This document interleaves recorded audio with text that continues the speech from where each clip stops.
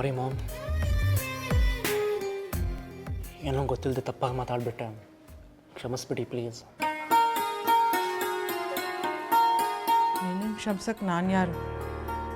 ಆ ಯೋಗ್ಯತೆ ನನಗೆಲ್ಲಿದೆ ಬಿಡು. ಪ್ಲೀಸ್ ಮಾಮ್, ನಿಮ್ಮ ಮನಸ್ಸನ್ನು ಇಷ್ಟೊಂದು ಕಹಿ ಮಾಡ್ಕೋಬೇಡಿ. ಎಲ್ಲಿ ನನ್ನ ಜಾನ ಕಂಡೀಷನ್ ಮತ್ತಷ್ಟು ಕ್ರಿಟಿಕಲ್ ಆಗಿಬಿಡುತ್ತೋ, ಎಲ್ಲಿವಳು ನನ್ನಿಂದ ಮತ್ತಷ್ಟು ದೂರ ಆಗಿಬಿಡ್ತಾಳು ಅನ್ನೋ ಭಯದಲ್ಲಿ ಹಾಗೆಲ್ಲ ಮಾತಾಡ್ಬಿಟ್ಟೆ. ಹಾಗಾದರೆ ನಿನ್ನ ಜಾನುವಿಂದ ದೂರ ಮಾಡೋಷ್ಟು ಕೆಟ್ಟೋಳಾಗ್ಬಿಟ್ಟು ನಾನೆಲ್ಲಿ ಹಾಗಂದೆ?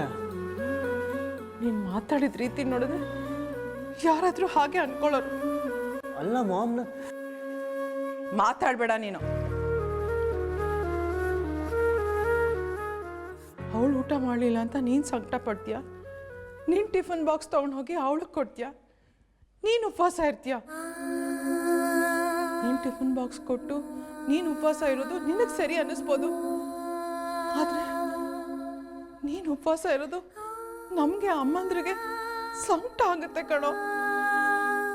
ಹಾಗಂತ ನಿನ್ನ ಮೇಲಿನ ಯೋಚನೆಗೆ ನಾನು ಅವಳಿಗೇನು ಡಬ್ಬ ತೊಗೊಂಡೋಗಿ ಕೊಡಲಿಲ್ಲ. ನಮ್ಮನೆ ಸೊಸೆ ನಮ್ಮನೆ ಊಟ ಮಾಡಲಿ ಅಂತಾನೆ ತೊಗೊಂಡೋಗಿ ಕೊಟ್ಟೆ. ಏನು ಹಾಗೆ ಮುಖ ನೋಡ್ತೀಯ? ನಿನಗೆ ಮಾತ್ರ ಅವಳ ಬಗ್ಗೆ ಚಿಂತೆ, ಅವಳ ಬಗ್ಗೆ ಕಾಳಜಿ, ಅವಳ ಬಗ್ಗೆ ಪ್ರೀತಿ. ನಿನ್ನಷ್ಟು ಇಲ್ಲದೆ ಇರ್ಬೋದು, ಆದರೆ ನಮಗೂ ಗೊತ್ತಿದ್ರೆ ನೀನು ಈ ಥರ ಅವಮಾನ ಮಾಡ್ತಿರ್ಲಿಲ್ಲ. ನೀನು ತಗೊಂಡು ಹೋಗ್ಕೊಟ್ರೆ ಪ್ರೀತಿ, ನಾವು ತಗೊಂಡು ಹೋಗ್ಕೊಟ್ರೆ ತಪ್ಪಾಗುತ್ತೆ ಅಲ್ವಾ? ಪ್ಲೀಸ್ ಮಾಮ್, ಹೇಳಿದ್ನಲ್ಲ ನಾನು ದುಡುಗ್ ತಪ್ಪು ಮಾಡಿಬಿಟ್ಟೆ, ಸಾರಿ, ದಯವಿಟ್ಟು ಕ್ಷಮಿಸ್ಬಿಡಿ. ಹಾಂ ma'am, Janvi friend Geeta phone ಮಾಡಿದ್ಲು, ನೀವು ತೊಗೊಂಡೋಗಿ ಕೊಟ್ರಲ್ಲ ಊಟ, ಅದನ್ನು ಜಾನು ಫುಲ್ ಖುಷಿಯಿಂದ ತಿಂದಿದ್ದಾಳಂತೆ. ಹೌದೇನೋ? ಆಮೇಲೆ ರಿಕ್ವೆಸ್ಟ್ ಮಾಡ್ಕೊಂಡ್ಲಂತೆ, ನಿಮ್ಮ ಚಿಕ್ಕಮ್ಮನಿಗೆ ಹೇಳ್ತೀರಾ ನಾಳೆಯಿಂದ ಊಟ ತಂದು ಕೊಡೋಕ್ಕೆ ಅಂತ. ಅಯ್ಯೋ, ನಾನು ಅವಳ ಕೈಯಾರೆ ಕೈ ತುತ್ತು ಹಾಕಿದಷ್ಟು ಖುಷಿ ಆಗ್ಬೇಕು ನನಗೆ. ಹಾಗಾದ್ರೆ ನಾಳೆ ಏನು? ಬೇಡಪ್ಪ, ನೀನು ಬೈತ್ಯಾ ನನಗೆ. ಓ ಪ್ಲೀಸ್, ನಿಮ್ಮ ಕೈ ಹಿಡಿದು ಬೇಡ್ಕೊತೀನಿ, ದಯವಿಟ್ಟು ನಮ್ಮ ಜಾನುಗೆ ನಾಳೆಯಿಂದ, ಸಾರಿ ಈ ಮನೆ ಸೊಸೆಗೆ ಅಂದರೆ ನಿಮ್ಮ ಸೊಸೆಗೆ ನಾಳೆಯಿಂದ ನೀವೇ ಬಾಕ್ಸ್ ರೆಡಿ ಮಾಡ್ತೀರಾ? ಹಾಂ, ಆದರೆ ನಾನು ತೊಗೊಂಡೋಗಿ ಕೊಡೋದಿಲ್ಲ. ನಾನು ಅಲ್ಲಿ ಹೋಗೋದು, ಏನಾದರೂ ಅವಾಂತರ ಮಾಡ್ಕೊಳ್ಳೋದು, ನೀನು ಬಂದು ನನಗೆ ಬೈಯೋದು, ಆಮೇಲೆ ಸಮಾಧಾನ ಮಾಡೋಕ್ಕೆ ಬರೋದು, ನಾನು ನೀನು ಬೈಯೋದು, ಈ ರಗಳೆಗಳೇ ಬೇಡ. ಏನಂತ್ಯ? ನೀವು ಹೇಳಿದ್ಮೇಲೆ ಮುಗೀತು, ಮಿಕ್ಕಿದ್ದು ನಾನು ನೋಡ್ಕೋತೀನಿ.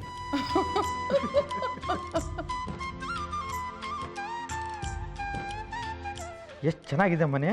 15 ಲಕ್ಷಕ್ಕೆ ಸಿಂಗಲ್ ಬೆಡ್ರೂಮ್ ಅಪಾರ್ಟ್ಮೆಂಟ್, 35 ಲಕ್ಷಕ್ಕೆ ಇಂಡಿಪೆಂಡೆಂಟ್ ವಿಲ್ಲಾ. ಬರೀ ಪೇಪರಲ್ಲಿ ಓದಿನೇ ಸಂತೋಷ ಪಟ್ಟಿದ್ದಾಯಿತು. ನಿಮ್ಮ ಯೋಗ್ಯತೆಗೆ ಒಂದು ಸ್ವಂತ ಭೂಮಿ ಇಲ್ಲ, ಒಂದು ಸ್ವಂತ ಮನೆಯೂ ಇಲ್ಲ. ಈ ಜಾನ್ವಿ ನೆನಪಲ್ಲಿ ಮದನ್ ಏನಾದರೂ ಇದ್ದಿದ್ದರೆ ಅವನ ಹೆಸರು ಹೇಳ್ಕೊಂಡು ನಾವೊಂದು ಮನೆನೋ ಭೂಮಿನೋ ಕೊಂಡ್ಕೋಬೋದಾಗಿತ್ತು. ನಾನು ಎಷ್ಟು ಪ್ರಯತ್ನ ಪಟ್ಟರು ಏನೂ ಪ್ರಯೋಜನನೇ ಆಗ್ತಾಯಿಲ್ಲ ರೀ. ನನ್ನ ಮುಂದೆ ಎಗರಾಡಿದ್ರೆ ಒದಿತೀನಿ ಅಷ್ಟೇ, ಉಪಾಯ ತಿಳ್ಕೊ ಅಂತ ಹೇಳಿದ್ದೆ ತಾನೆ. ಹೇಳಕ್ಕೆ ನಿಮ್ಮ ಅಪ್ಪನ ಮನೆ ಗಂಟೆ ಹೋಗ್ತೇನೆ ರೀ. ನಾನು ಹೆಂಗಾದ್ರೂ ಮಾಡಿ ತಿಳ್ಕೊಳ್ಳೋಣ ಅಂದರೆ ಈ ರವಿ ಒಬ್ಬ ಒಳ್ಳೆ ಸೆಕ್ಯೂರಿಟಿ ಗಾರ್ಡ್ ಥರ ಅವ್ರ ಅಕ್ಕನ ಹಿಂದೆ ಮುಂದೆ ಬರ್ತಾನೆ. ಏನಾದರೂ ನೆಪ ಮಾಡಿ ಅವ್ರ ಅಪ್ಪನಿಗೋ ಅಮ್ಮನಿಗೋ ಮೈ ಹುಷಿರಿಲ್ಲ ಅಂತ ಹೇಳಿ ಅವ್ನು ಕೂಡ್ಕಟ್ರಿ. ವಿಷಯ ಗೊತ್ತಾದರೆ ಹುಡುಕೊಂಬಂದು ಉಗಿತಾನೆ. ವಯಸ್ಸು ಚಿಕ್ಕದು, ಸಿಟ್ಟು ಬಂದರೆ ಮುಖಾಮುಖಿ ನೋಡಲ್ಲ, ಹಂಗಿಡ್ತಾನೆ. ಕೆಲಸ ಮಾಡೋಣ, ಮಗನ ಫೋನ್ ಮಾಡಿ ಹಿಂಗೆ ಅಂತ ವಿಷಯ ಹೇಳೋಣ. ಯಾವುದಕ್ಕೂ ಅವಸರ ಪಡಬಾರ್ದು ಅಂತ ಮೊದಲೇ ಕಂಡೀಷನ್ ಹಾಕೋಣ. ಜಾನ್ವಿ ಮನೇಲಿದ್ದಾಗಲೇ ಮಗನ ನಮ್ಮ ಮನೆಗೆ ಕರ್ಸೋಣ. ಆ ಮುದುಕನ್ನ ಜಾನ್ವಿ ಗುರ್ತಿಡಿತಾಳೋ ಇಲ್ವ ಅಂತ ನೋಡೋಣ. ಆಮೇಲೆ ಮುಂದೆ ಯೋಚನೆ ಮಾಡೋಣ ರೀ.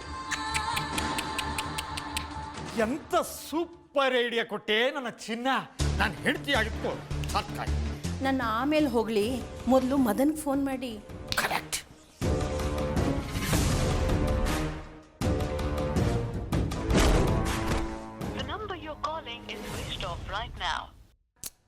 ಏನಾಯ್ತು ರೀ? ಫೋನೇ ಕನೆಕ್ಟ್ ಆಗ್ತಿಲ್ಲ. ನಂಬರ್ ಚೇಂಜ್ ಮಾಡಿದನೋ ಏನೋ. ನಮ್ಮ ಹಣೆಯಲ್ಲಿ ಸುಖ ನೆಮ್ಮದಿ ಇಲ್ಲ ಅನ್ಸುತ್ತೆ.